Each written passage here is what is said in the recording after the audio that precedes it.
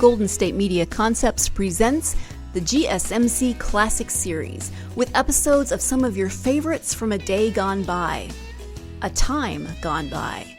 Join us as we time travel to some of your classic favorites from yesteryear. The GSMC Podcast Network invites you to sit back, relax, and enjoy the GSMC Classics series on the Golden State Media Concepts Podcast Network.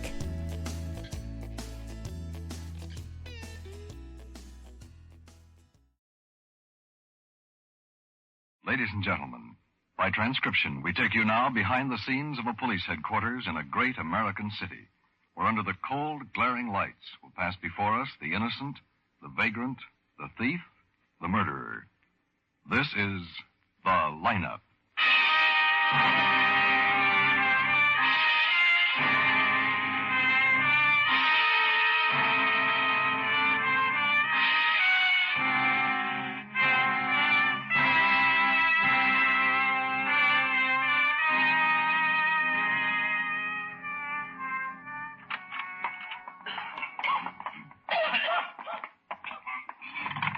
Lieutenant, I didn't figure I was getting into all this.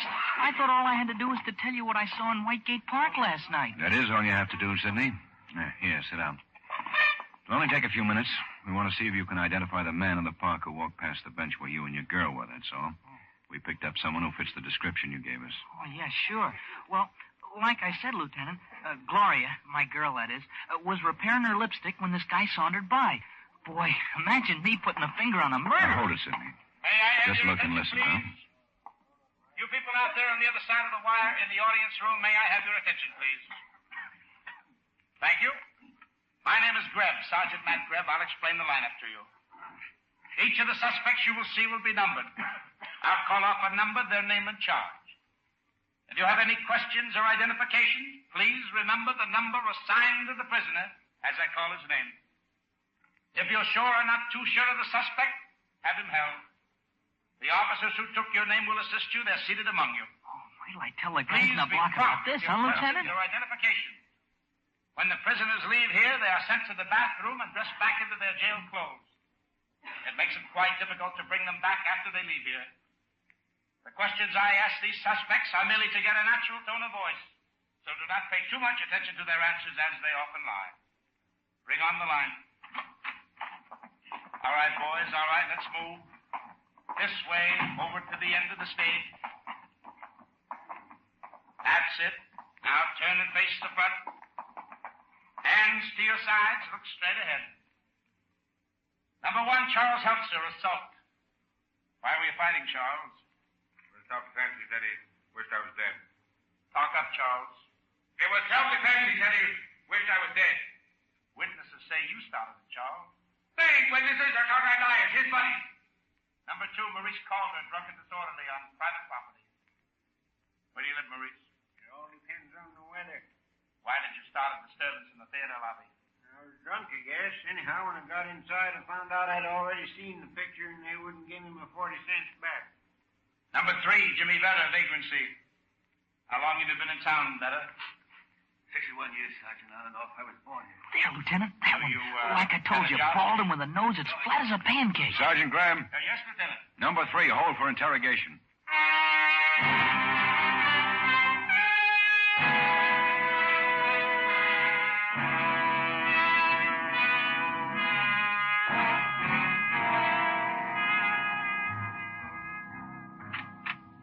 Okay, Vedder, right in here.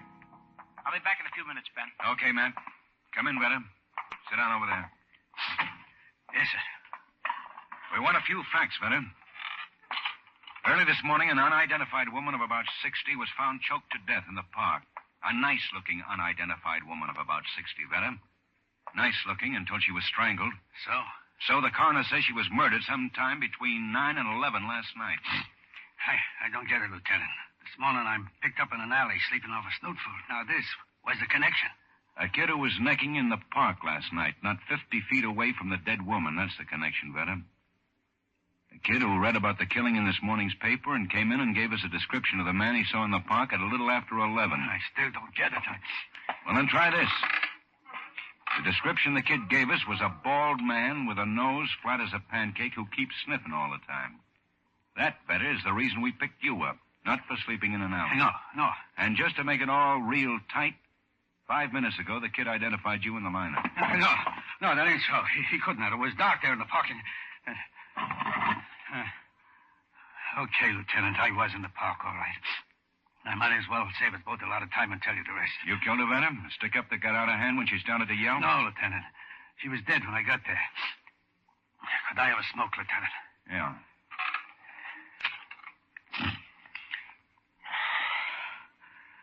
I was walking through the park, Lieutenant, looking for a good spot to flop for the night when I saw something shiny off in the bushes away. This here house key.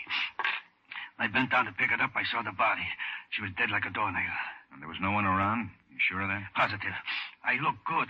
Anyhow, I was flat broke, so I went for her pockets. She didn't have no pocketbook. Just $1.50 and change in her coat. That's all I took, and I beat it. I walked slow past those kids on the bench so they wouldn't be suspicious. That's all, Lieutenant. The truth, so help me. The lineup's finished, Ben. Is there anything I can do? Yeah. Turn Vetter here over to Sergeant Quine, will you, Matt?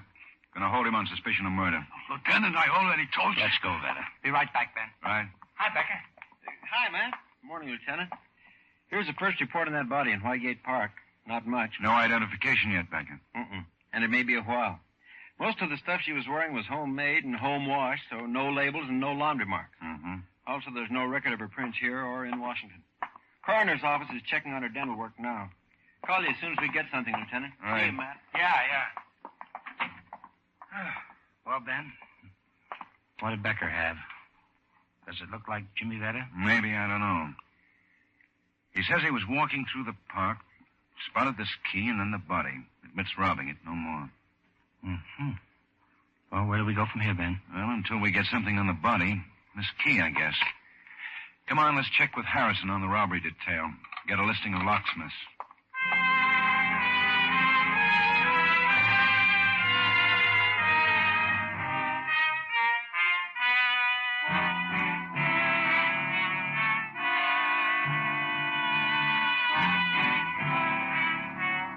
Lieutenant, you may be lucky at this key. Now, how's that, Harrison? One thing, the number punched on it by the locksmith who turned it out, this G104 here, is a local serial number. Mm-hmm.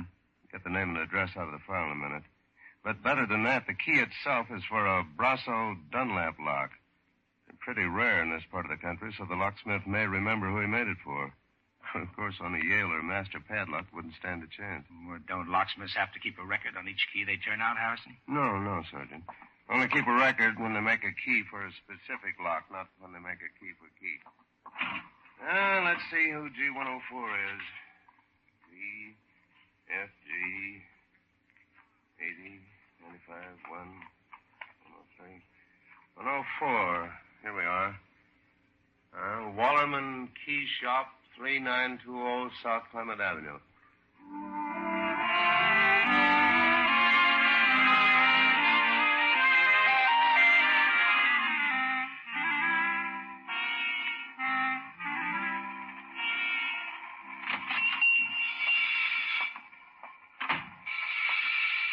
Ready, gents? Fine.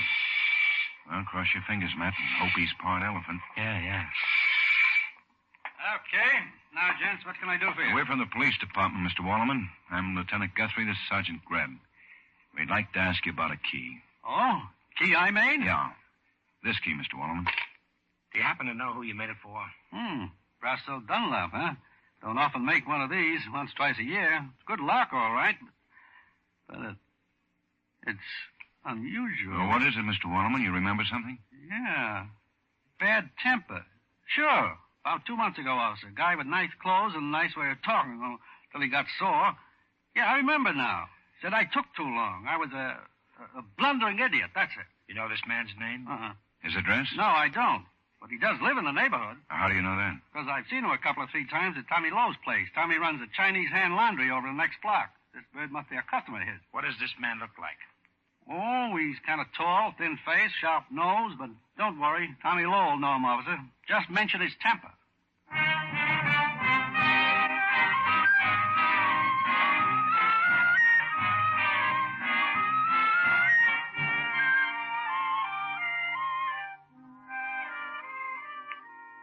Oh, yes, Lieutenant.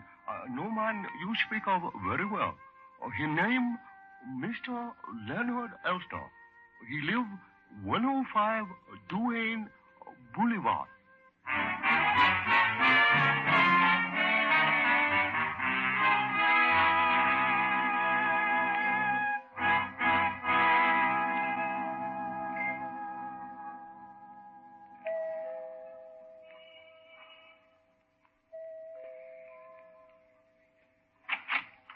Yes?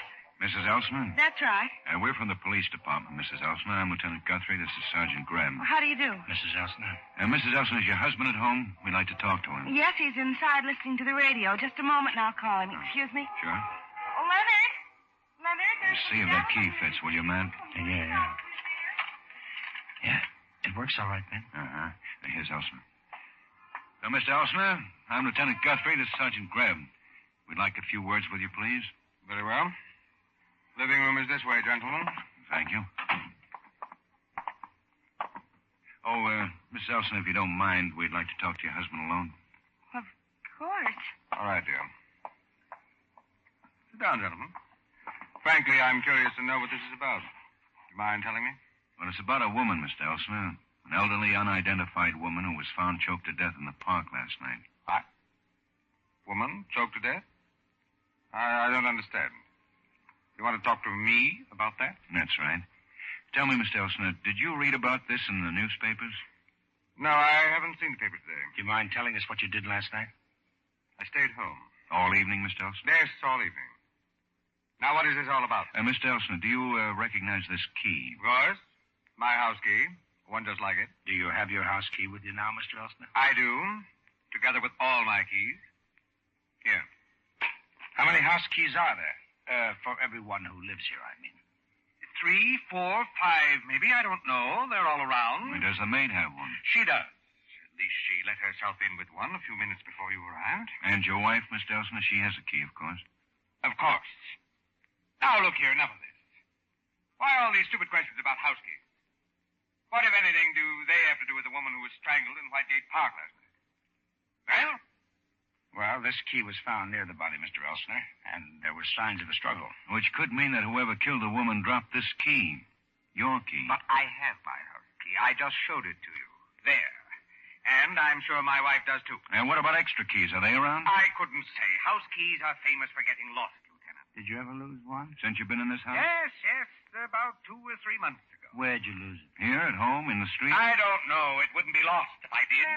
Leonard, darling, your temper, please. Control yourself, please. I'm sorry. Excuse me. I'll be glad to answer your questions. Carol, you'd better leave it there. No, that won't be necessary, Mr. Elsner. Now about last night. You say you were here? Yes. Carol here went to bazaar. What was it again, dear? The Woman's Auxiliary of the North Point Country Club. I'm chairman. We're raising money to build a new clubhouse next spring. I see.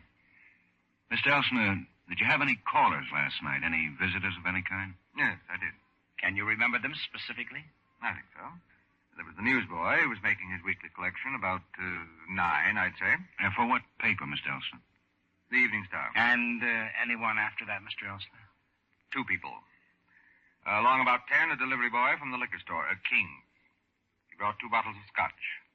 At 10:30, a friend of my wife's dropped in looking for her, Ruth Millard. She lives at the Park, Netherlands. We stayed about 20 minutes.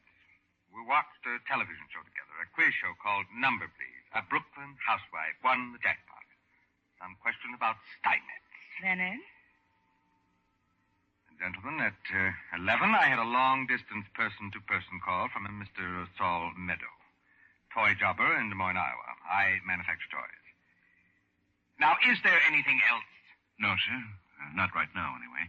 We'll be in touch. Good night, Mrs. Elsner. Good night. Good night, Sergeant. Good night, ma'am. Good night, Mr. Elsner. Good night.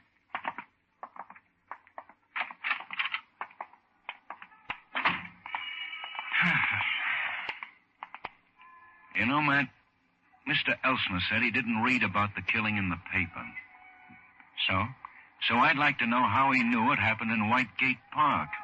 We never mentioned the park by name.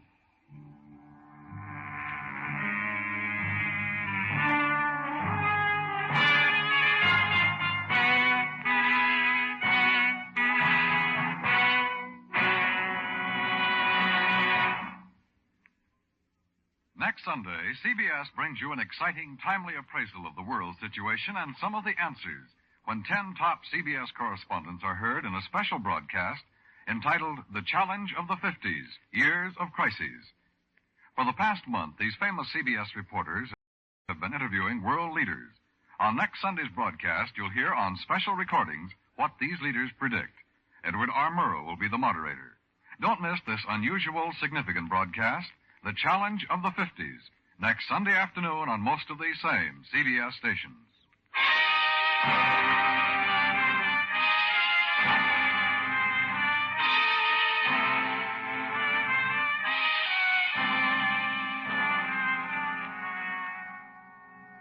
Did you get that, Willis?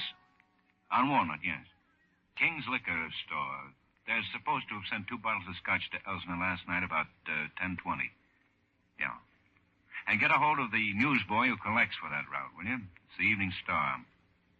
Yeah, that's right.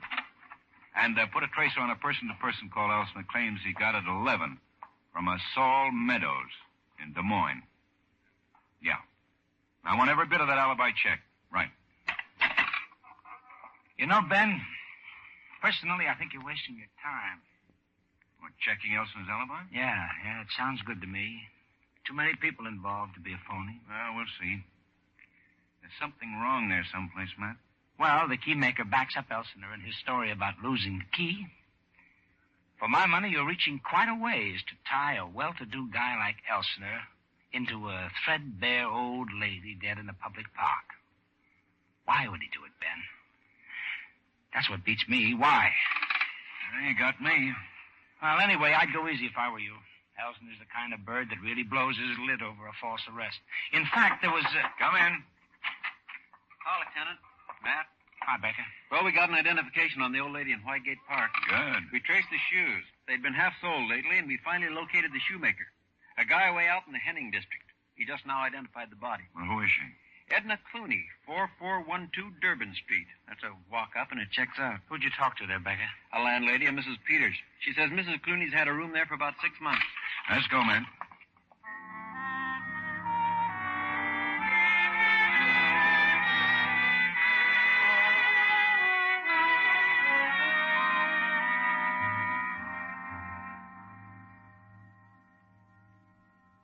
I just can't believe it.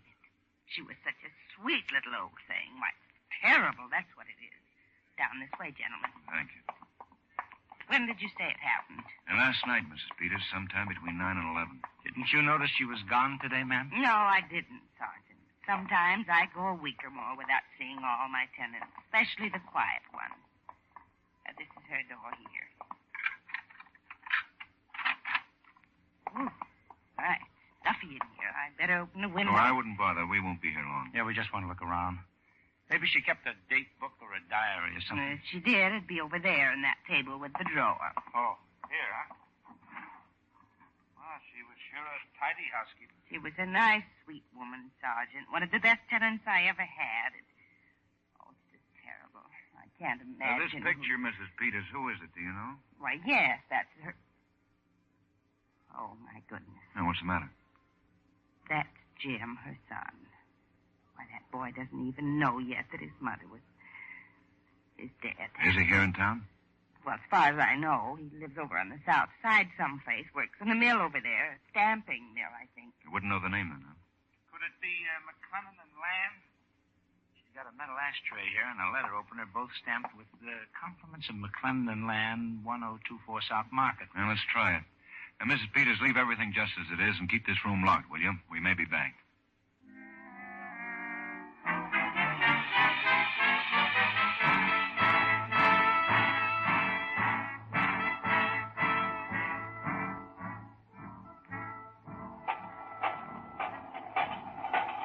This must be him, Ben. You the fellas who wanted to see me? I'm Jim Clooney. Yeah, and let's go inside here, Jim. Out of this noise where we can talk. Go ahead, Jim. I'm Lieutenant Ben Guthrie. This is Sergeant Grebb. I'm from the police department, Jim. Police? What do you want with me? No, wait.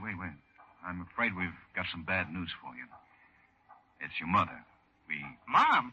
What's happened to her? She hurt? It's worse than that, fella. She's dead, Jim. Dead? It happened last Sunday night. Her body was found in Whitegate Park. Park? But how? She was murdered, Jim.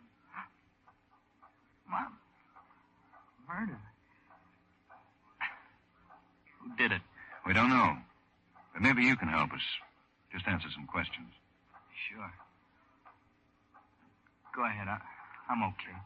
What do you want to know? When did you see your mother last, Jim? Yesterday afternoon. About 1 o'clock, I guess. Buddy drove me out to her place. Lieutenant, I don't get this. Mom never went out at night. Oh, maybe once or twice to a movie, but the park, she never went in there. When you were with her, did she seem upset about anything? No, not a bit. We just sat around and talked like always. Now, what did you talk about? Anything special? No, the same old things. My job, draft, my gas station. You've got a gas station, Jim? Oh, it's not really mine. It's one I'd like to have. It's out on Grand. The guy's going to sell out and retire. We used to talk about me buying it and going into business for myself. I'll never have that kind of money. Yesterday, Mom was kidding around that she was going to borrow the down payment for me. She ran into a wealthy old friend, she said. Well, who was that, Jim? Oh, some guy she knew 25 years ago. I worked for the same company up in Evanston for a while after my dad died. Uh-huh. She hadn't seen this guy since then, but, well, she ran into him on the street last week and recognized him. She got a big kick out of it. Did she mention his name? Yeah, it was Melvin something. Melvin Berry it was. You know where we can get in touch with him? No. Why do you want him? Well, maybe your mother wasn't kidding about borrowing the money, I mean. Mothers are funny where their kids are concerned, you know. Oh, by the way, did you ever hear of a Leonard Elsner? Lives up on Duane Boulevard? Leonard Elsner? No. Wait a minute.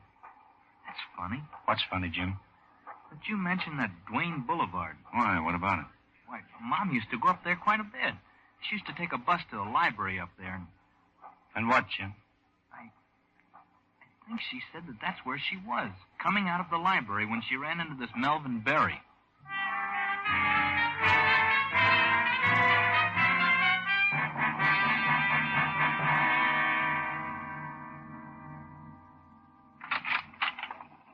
Say, Becker, you seen Lieutenant Guthrie? Yeah, about 30 minutes ago, Matt. He was on his way down to the file. Oh, okay, thanks. If they take the papers to the right person, they wouldn't have it. Ben? Yeah, back here, Matt. Oh. Any luck? Yeah. We had to dig back into the desk for this one. Have a look. Melvin Berry, escaped from state penitentiary, February 1930. Uh-huh. Evanston had him for embezzlement. Tried and convicted up there in December 1929. Got 5 years. Nice-looking guy. Pretty dapper with that mustache. Matt, do you see what I see? Huh? No, I guess not. Well, look. Skip the mustache. Forget it. The eyes, Matt. The eyes. Holy smoke. You weren't wasting your time checking on that alibi after all, Ben.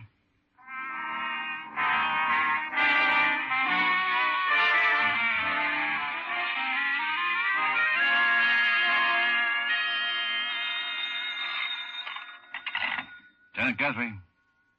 We're good. Put him on. Yeah, go ahead, Willis. What? The checks? All of it? You sure? Okay, Willis, that's all. Don't tell me. Yeah, Elson's alibi is airtight. That's almost impossible. But it's a fact. Let's go, Matt. Go where? To the Elsner residence, 105 Duane Boulevard. But you just said... I know what I said. Let's go.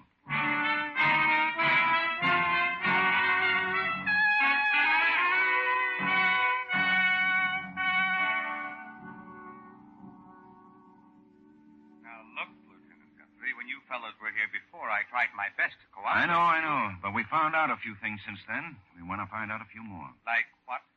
Well, for one thing, there are 4 parks in this city. That's an interesting bit of information. So how did you know the murder took place at Whitegate? You said you hadn't read about it. Neither of us mentioned Whitegate. Why, perfectly natural assumption. That's the largest park in town. I simply assumed... For another thing, we had a long talk with Jim Clooney today. He's the dead woman's son. He told us how his mother ran into an old friend, right out here on Duane Boulevard. She hadn't seen the man in 25 years. So what? If you've got a point, get to it or get out of here. Leonard, please. I'll get to it, Mr. Elsner. The man's name was Melvin Berry. Leonard? Be quiet, girl. Go on, Guthrie. We checked on him. He was convicted of embezzlement up in Evanston back in 1929, escaped from prison in 1930. He was never caught. Of course, we have his picture in prints. It won't be any trouble. I don't know what you're talking about. If this is some crazy way of accusing me of murder, then arrest me. Go on, go on. Nobody's accusing you of murder, Elsner. We know you didn't do it. Huh? But you... Of course not. You were home here. Your alibi checked all the way. That's right. But there are all the circumstances. We can't ignore them in spite of a perfect alibi. You know, Mrs. Elsner, a life like that Melvin Berry lives must be pretty miserable. Constantly afraid that the next time he turns around, somebody will recognize him. Always under a shadow of fear. No matter how successful he is, there's always the dread that sometime, someplace, someone will know him. Don't you think so, Mrs. Elsner? Must be even worse for a woman who loves a guy like that. Wouldn't you say, Mrs. Elsner? She could never escape it, could she? The more she stood to lose, like wealth and social position, the worse it got until finally... Finally, Edna Clooney was murdered. Edna Clooney ran up against a person like that just because she recognized an old friend who had a secret. She didn't know about the secret, but she did want to borrow money. That's all it took, wasn't it? The killer could only figure one way. Blackmail. Everything was ruined. Suddenly, all the fears and all the suspicions that had been piling up for years broke loose, didn't they? Didn't they? Yes. Carol, don't. Yes. Yes, Lieutenant. I can't take any more. I had to do it. I had to kill her. I knew it from the instant Leonard told me she'd recognized him as Melvin Berry. No other way out, no other way. I left the bazaar, arranged to meet her in the park. When she said she wanted money, I grabbed her, choked her. Leonard didn't know anything about it until you came in with my keys. Okay. Give her some help, Elsa, until she gets hold of herself. And we'll all go downtown and put it on paper.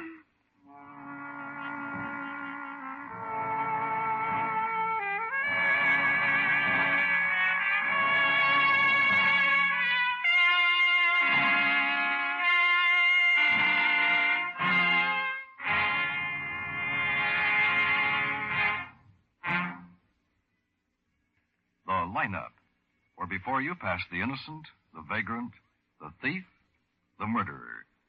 Listen again next week when we again bring you the lineup. May I have your attention, please? You people out there on the other side of the wire in the audience room, may I have your attention, please? Thank you. My name is Grebb, Sergeant Matt Grebb. I'll explain the lineup to you. Each of the suspects you will see will be numbered. I'll call off a number, their name and charge. If you have any questions or identification, please remember the number assigned to the prisoner as I call his name. If you're sure or not too sure of the suspect, hand in hand. The lineup, starring Bill Johnstone as Lieutenant Ben Guthrie and Wally Maher as Sergeant Matt Grebb, is written by Gene Levitt and Bob Mitchell, with music by Eddie Dunstetter. Featured in tonight's cast were Gil Stratton, Ted Osborne, Parley Bear, Herb Butterfield, Robert Griffin, and Virginia Gregg. The lineup was transcribed in Hollywood by Jaime Del Valle.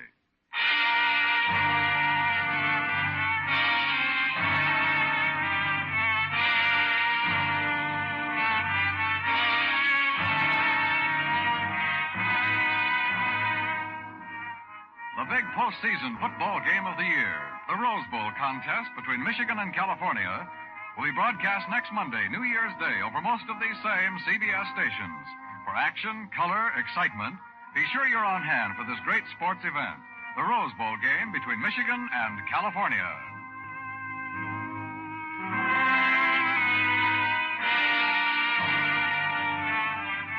Dan Coverly speaking. This is CBS, where you find songs for sale every Friday night, the Columbia Broadcasting System.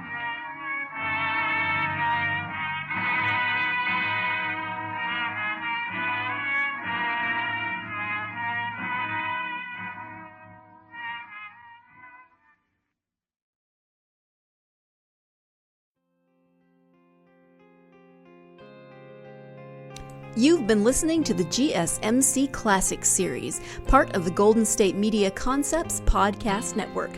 Follow us at www.gsmcpodcast.com and find all of our timeless programming by typing GSMC Classics into any podcast app, including Apple Podcasts, Google Podcasts, SoundCloud, Stitcher, and more. Remember to subscribe to the GSMC Classics series podcasts of your choice to stay up to date on new episodes. And if you could take a minute to give us a nice review, that really helps us to get this ageless programming out to others who would enjoy it just as much as you have.